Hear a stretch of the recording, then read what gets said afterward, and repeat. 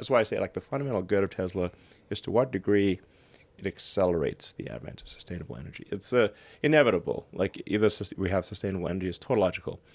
It's either we have sustainable energy or civilization collapses. So, if civilization doesn't collapse, we will have sustainable energy. It's just a question of how soon does that happen. Sooner is better.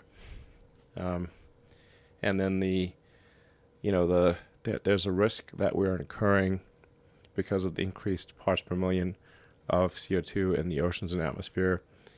It has some acidification it makes the water just a little bit more acidic, and it just causes the air to be a little warmer, not a lot. I think sometimes people look at the temperature, especially in Celsius. You might say like, okay, it's like 20 degrees Celsius. I mean, can a small ppm increase in carbon really move the needle that much?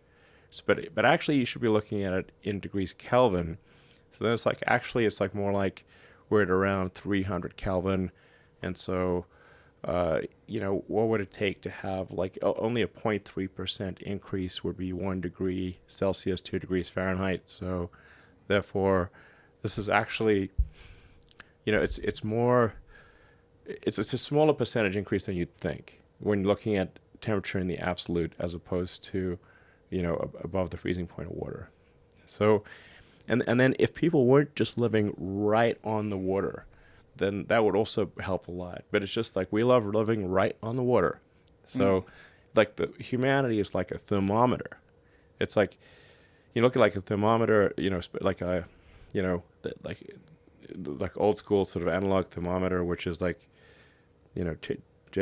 changing the temperature as a function of like some liquid that is increasing its volume due to temperature. And it only takes a little bit of a small increase in volume to raise the temperature more, on an old school analog liquid thermometer. And humanity's like that. We've just decided that we want to live right on the damn beach. Yep. So, because the beach is cool. Now, the problem is you're right. You're like, it's kind of like if we wanted to say, what's the most sensitive instrument you could, like, how can we maximize our sensitivity to water level? Well, live right on the ocean. Well, okay, we just did that. Yeah. And then it's like, okay, well, and by the way, like throughout history, like the water level has varied a lot.